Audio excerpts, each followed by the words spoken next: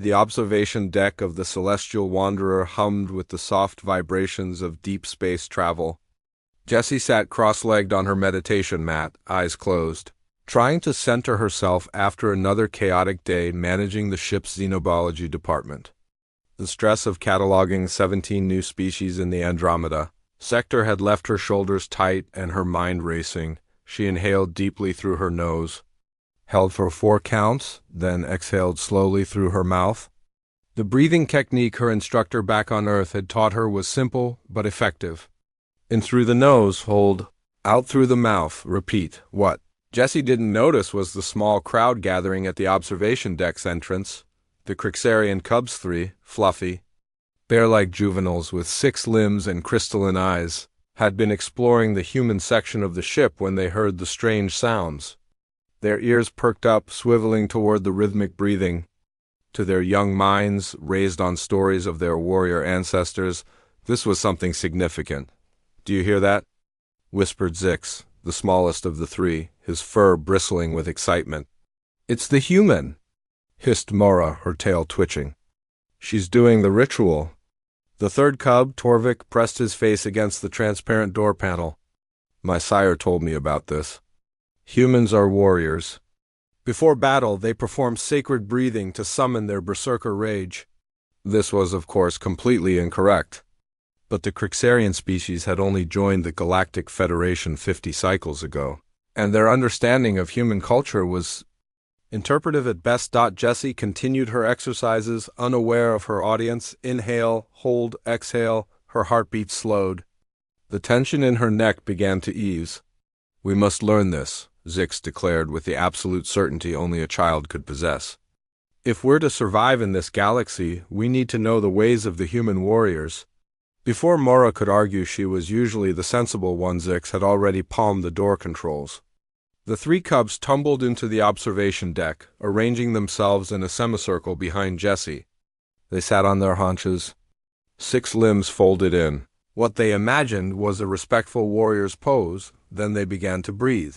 The problem was that Crixarian respiratory systems were significantly different from human ones. What emerged was less calming breath work and more a pod of whales having an asthma attack. Deep, rumbling inhales rattled the deck plates. Their exhales came out as low-frequency huffs that made the windows vibrate. Jessie's eyes snapped open. She turned to find 3 alien cubs staring at her with intense concentration, their breathing synchronized with hers or attempting to be. The sheer absurdity of the situation froze her mid-inhale. She managed. "What are you 3 doing?" "Learning the war chant, honored warrior," Torvik said solemnly, his voice carrying the grave respect of a student before a master. "We wish to be strong like humans." Jessie blinked. "War chant. This is just ... I'm doing breathing exercises. For stress relief." 3 pairs of crystalline eyes stared at her in confusion. "But," Mora said slowly, "the elders speak of how humans prepare for combat. The focused breathing, the meditation before the fury.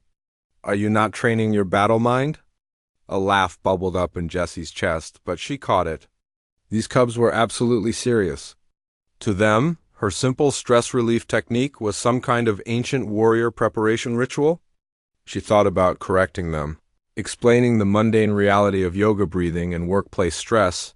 Then she noticed something else. The cubs' breathing, despite its thunderous quality, had become more controlled. Their initial excitement had mellowed. Zix, who had been practically bouncing when they entered, now sat still, his eyes half closed in concentration. They were actually calming down. "Well," Jessie said carefully, "it's not exactly a war chant. But yes, it does help humans prepare our minds. For anything. Battle, work, difficult conversations, complicated problems." "So it makes you stronger?" Zix asked eagerly. "In a way, yes. A calm mind is a strong mind." This seemed to satisfy them. The cubs resumed their breathing, and Jessie found herself guiding them through the technique, adapting it to their unique physiology. Instead of fighting the deep, rumbling quality of their breath, she encouraged it. The observation deck filled with a rhythmic, almost musical sound, 1 human soprano and 3 bassy rumbles. creating an unexpected harmony. That's how Hector found them 20 minutes later. The ship's head of security stood in the doorway, arms crossed, an amused smile playing at his lips. He'd been searching for the cubs after their guardians reported them missing from the youth sector. This was not what he'd expected to find. Should I ask? He said. Jesse opened one eye and grinned. I'm teaching a war chant class, obviously. Hector had been working with Jessie long enough to just roll with whatever weird situation she'd gotten herself into. He'd once found her teaching a Velcrosian diplomat how to make friendship bracelets, which had somehow prevented a trade dispute. This was relatively normal by comparison. Can you breathe? Zix asked Hector suddenly. Like a warrior. Hector raised an eyebrow at Jessie, who shrugged. Apparently my stress relief exercises are being mistaken for ancient human combat preparation rituals. I've decided to lean into it. Right. Hector stepped into the room and with only the briefest moment of hesitation sat down beside the cubs. Show me this war chant then. As Jessie guided them all through another cycle of breathing one human woman, one bemused security officer and 3 entirely too serious alien cubs, she realized something. Maybe it didn't matter that they'd misunderstood. Maybe the why wasn't as important as the what. They were breathing, together, learning from each other. Wasn't that what humanity had always done best? Take something simple, something practical, and share it? Not with violence or dominance, but with patience and adaptability. The Crixarians thought humans were warriors. They weren't wrong, exactly.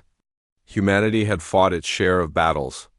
But the real human superpower wasn't rage or strength or berserker fury. It was this, the ability to sit down with someone completely different and say, "Here, let me show you how I breathe. Maybe it'll help you too." When the session ended, the cubs bowed deeply to Jessie, thanking their war master for the lesson. Hector bit back a laugh. They scampered off, chattering excitedly about their new skills. Mora paused at the door. Jessie, warrior? She called back. Same time tomorrow? Jessie smiled. Same time tomorrow. After they left, Hector shook his head. You just started a breathing exercise cult. War chant training, Jessie corrected, settling back onto her mat. Get it right, Hector. He laughed and left her to her meditation, though the observation deck somehow felt warmer now, still humming with the echo of shared breath and unexpected understanding. Humanity's real war chant, Jessie thought as she closed her eyes again, wasn't a battle cry at all. It was just the simple act of breathing together.